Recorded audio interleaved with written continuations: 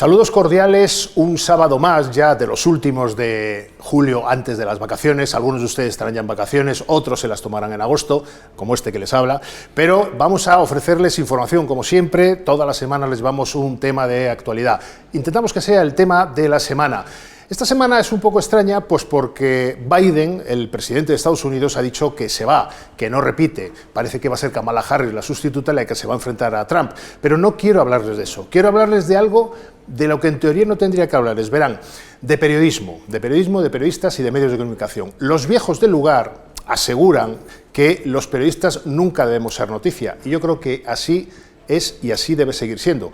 Pero hete aquí que el presidente del gobierno, a raíz de las informaciones que salieron de su esposa, Begoña Gómez, el 24 de abril lanzó una carta a la ciudadanía, a los españoles, en las que se tomaba 5 días de reflexión. Y a partir de ahí nos anunció que iba a hacer un plan de regeneración de la vida democrática española y en particular de los medios de comunicación. Quiere ver la financiación, quién está detrás de los medios de comunicación, quiénes son sus accionistas. Dice que va a invertir 100 millones de euros en la digitalización de los medios y quiere reforzar el derecho de rectificación de los afectados por informaciones falsas o no del todo correctas, vamos a decir así. Bueno, para hablar de todo esto hemos traído a alguien que sabe mucho del tema, alguien que ustedes conocen bien porque llevan viéndole, bueno, no sé cuánto tiempo. Yo creo, le diría que 30 o 40 años en la pantalla, en las radios, en los medios de comunicación. Ha sido presidente de la Asociación de la Prensa de Madrid, la famosa APM, y ahora mismo es presidente de la Comisión de Deontología de la Federación de Asociaciones de Periodistas de España, la AFAPE, que está negociando con el Gobierno también esta historia. Fernando González Urbaneja, encantado de tenerte con nosotros.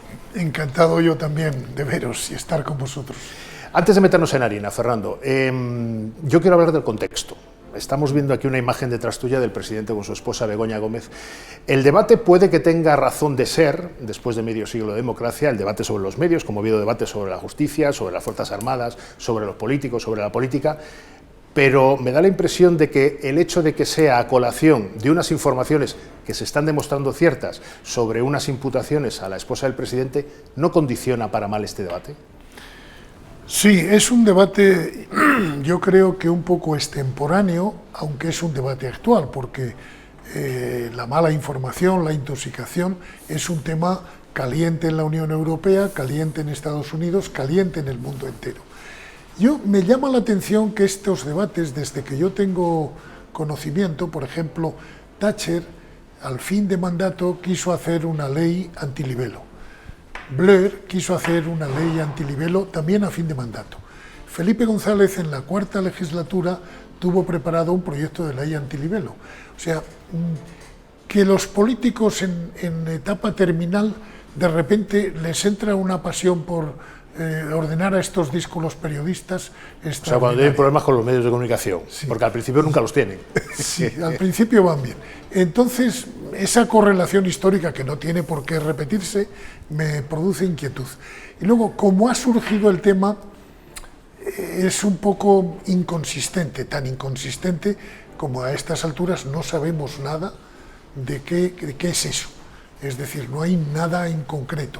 Hemos oído a los grupos que cada uno, pues la izquierda quiere hacer un consejo de prensa, qué curioso, se parece a lo que tenía montado Franco.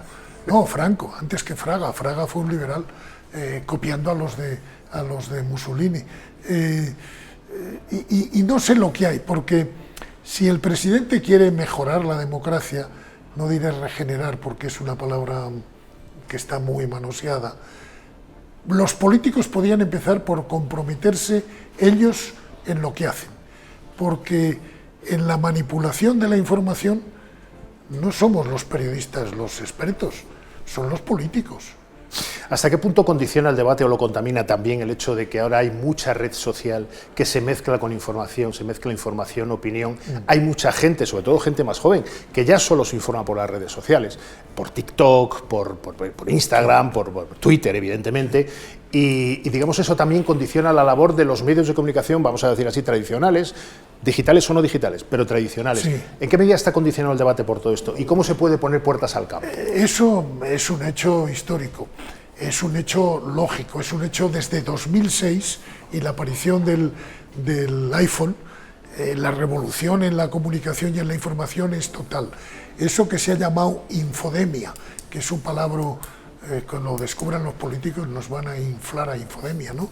Pero es el exceso de información y la dificultad de encontrar en ese exceso de información la información buena. Hoy el problema del periodista, y ya no te digo del ciudadano, es elegir, es distinguir lo bueno de lo malo, distinguir las fuentes de los charcos, porque no es lo mismo un charco que una fuente. Con un charco te contaminas y te desgracias, y con una fuente te mueves bien. Es cierto que eso es un hecho de los tiempos, pero en eso los periodistas tenemos que hacer nuestro trabajo y aprender a distinguir y seleccionar y verificar y buscar la verdad, y los políticos tienen que no mentir, no manipular y no enredar más de lo debido. Como esto nos afecta en primera persona, hablo de mí, hablo de Fernando y hablo de todos los compañeros que estamos, cada uno tenemos nuestra opinión. Yo tengo una muy particular, y es la siguiente. Si el derecho de huelga no se ha regulado en medio siglo, porque los sindicatos se han opuesto y porque tiene un sentido común, es decir, cualquier exceso en el derecho de huelga, una manifestación que acaba mal, una huelga que se excede y tal, pues acaba en los tribunales y hay sanción ex post, que dicen los juristas. Aquí es algo parecido en los medios de comunicación. Si alguien se excede en un periódico, en una radio, en una televisión, y hay condena, luego hay rectificación, indemnización, etcétera. Bueno, ¿qué hay que cambiar de eso? Eso no funciona, ¿qué ocurre? Vamos a ver, con el derecho de huelga lo que ocurre es que no hay legislación, pero hay una jurisprudencia que complementa la jurisdicción de sobra. Con el tema nuestro, no es cierto que no haya regulación. O sea, nuestra profesión, y máxime en España, tiene una regulación. Primero, el artículo 20 y el 18 de la Constitución, que son magistrales, o sea, comparables con lo mejor que haya en el mundo. Los ingleses están peor, comparable con los nórdicos. Ese artículo 20, por un lado, establece la libertad del flujo informativo al favor del ciudadano, información veraz, y luego nos da a los periodistas dos derechos, que es una cosa rara, que pocas profesiones tienen constitucionalizado: el derecho del secreto profesional y el derecho de la cláusula de conciencia, que son dos derechos que incorporan deberes. Pero luego tenemos el Código Penal, que tiene espacio claro y duro contra la injuria y la calumnia, que además se reformó el año 95 agravándole. Luego tenemos una ley de protección del honor y la intimidad, que es una ley del año 85, que algunos dicen que está vieja, pero a mí las leyes no me preocupa que sean del año 1814. Si funcionan, no la toques. No la toques más, que así es la rosa. Tenemos otra ley del derecho de rectificación, que es cierto que con los temas digitales y la velocidad en la que circula la información puede merecer unos retoques, pero no es la panacea. O sea, que estamos hay una queja recurrente, voy a ponerme de abogado del diablo, una queja recurrente del gobierno y todos aquellos que se han visto afectados por informaciones, si no falsas, sí medio pensionistas, que decía el del chiste. La noticia va en titular, a poder ser en portada, y la rectificación va en página par, a poder ser la 44. Pero eso está mal hecho, por nuestra parte. Pero ¿cómo se le da vuelta a eso? ¿Qué se puede...? Cumpliendo bien la ley del derecho de rectificación. O sea, el derecho de rectificación exige la intervención de un juez, y el juez dice que se repare o se rectifique, que yo creo que habría que llamar más réplica que rectificación, que es un derecho de réplica. Lo que pasa es que los jueces en esto han sido muy permisivos y los periodistas hemos sido muy estúpidos, especialmente los responsables, los directores. Cuando yo recuerdo que el director, el responsable el ombudsman del Guardian decía: yo soy el periódico que comete más errores del Reino Unido porque soy el que publica más rectificaciones.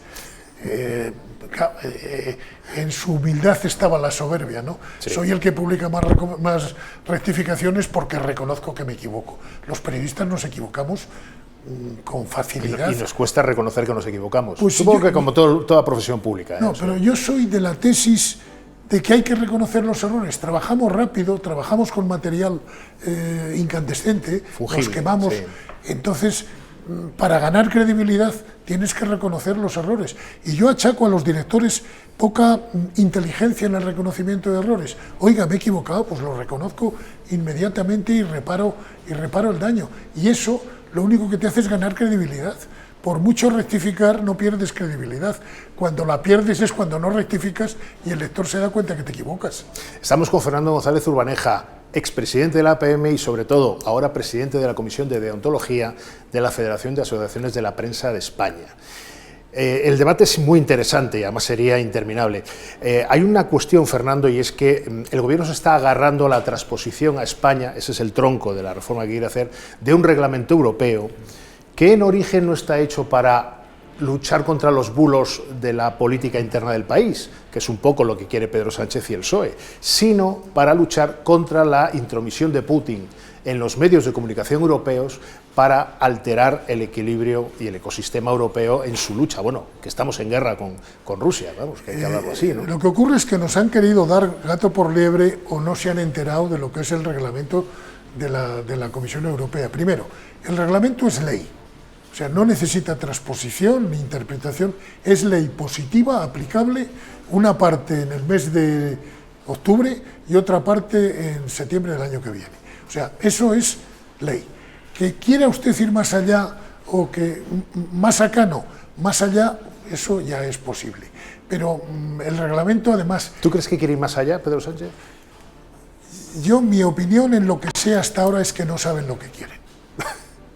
Bueno, para empezar, cualquier medida tendrá que estar aprobada mediante decreto ley, mediante el proyecto de ley, y ya lo ha dicho el PNV, que es vital en su mayoría parlamentaria que no cuente con ellos. Sí. Y veremos si Junts, que Carles Puigdemont, no sé si lo recuerdan, es periodista, y a mí me dice alguna fuente que no está muy por la labor. Partiendo de esa base, de que no tiene una mayoría parlamentaria clara, ¿qué te llega de lo que quiere hacer el gobierno? Lo que me llega es muy vaporoso, son opiniones muy vaporosas.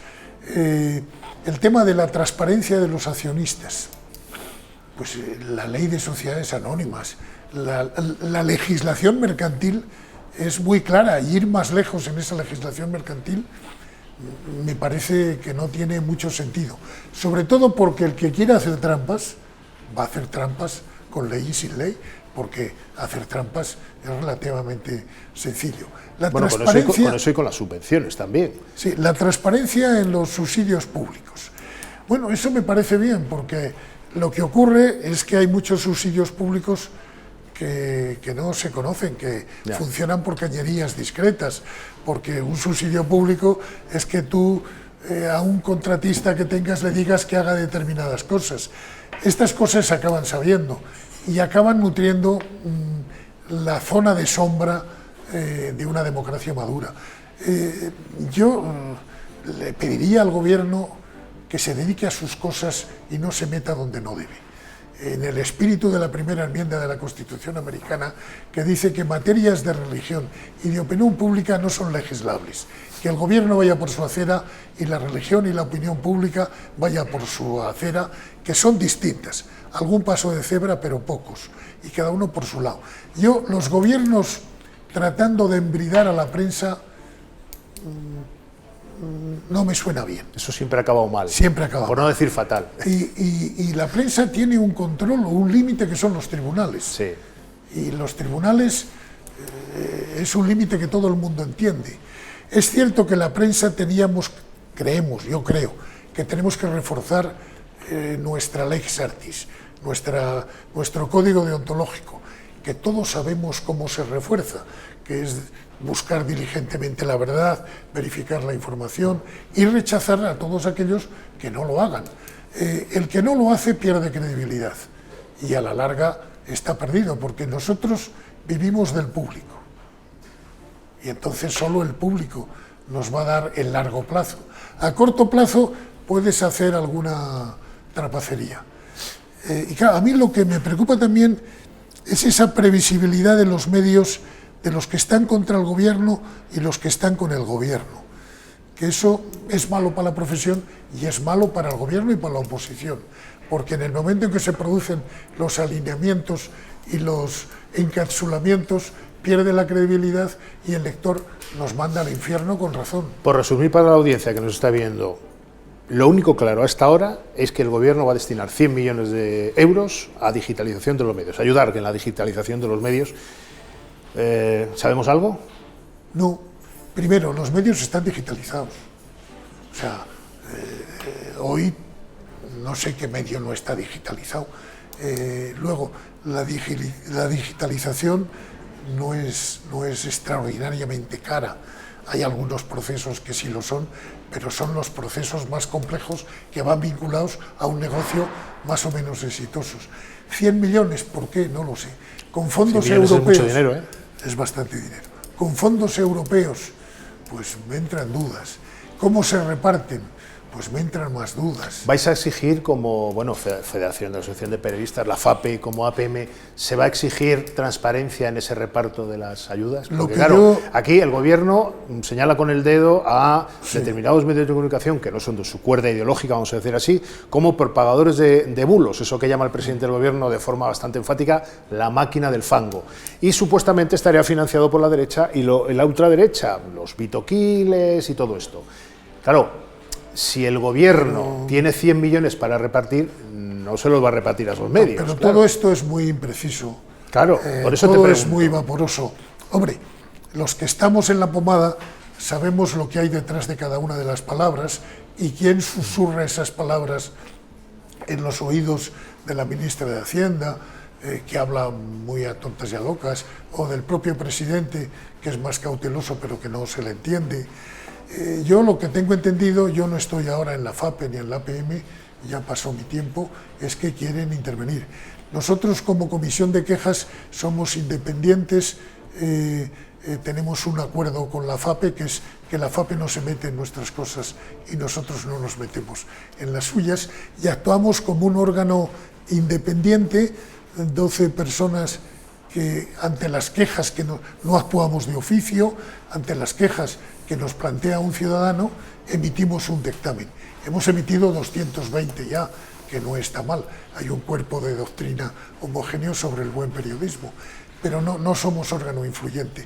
Hemos hecho una pequeña contribución hoy, precisamente, que hemos publicado un dictamen que hemos encargado sobre qué es un medio informativo, porque había mucho debate sobre los que son, los que no son, y hemos acotado con un dictamen de un profe y unas ayudas adicionales qué es un medio, y hemos dicho lo que es un medio, lo que es una estructura periodística con una redacción que tenga digna de tal nombre, con una jerarquía, con un director que paga sus impuestos, que está de alta en los distintos organismos legales donde tiene que estar, y que tiene una misión estatutaria de facilitar información y que además cumple un código deontológico. No tenemos mucho tiempo, Fernando, y además esta es una conversación maravillosa, pero no deja de ser una conversación muy endogámica, muy entre periodistas, que yo no sé si a los espectadores que, hombre, les gusta saber también de nuestro mundo, pero tampoco...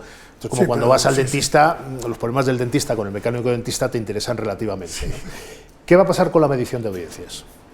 Porque eso también es otro debate. Es un tema en el cual el gobierno no pinta nada, porque la medición de audiencias es un tema muy importante para la publicidad.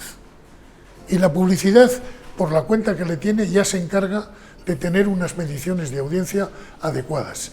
El gobierno metido a medidor de audiencias, pues es una función gubernamental no prevista en ningún estatuto. A mí me huele a manipulación. Me dicen, no, es que se mide muy mal, pero ¿a usted qué más le da? ¿Quién mide al medidor? ¿No? En vez de quién controla al controlador, que es la vieja pregunta, ¿quién mide al medidor? ¿No? Con la encuesta, el Estudio General de Medios, pues todos sabemos que no es perfecto, pero estamos todos de acuerdo en que es el menos imperfecto de los imperfectos sistemas. Como las democracias. Con las audiencias de lo digital, pues sabemos que son imperfectas, pero los interesados son los más interesados en que la medición sea lo más perfecta posible.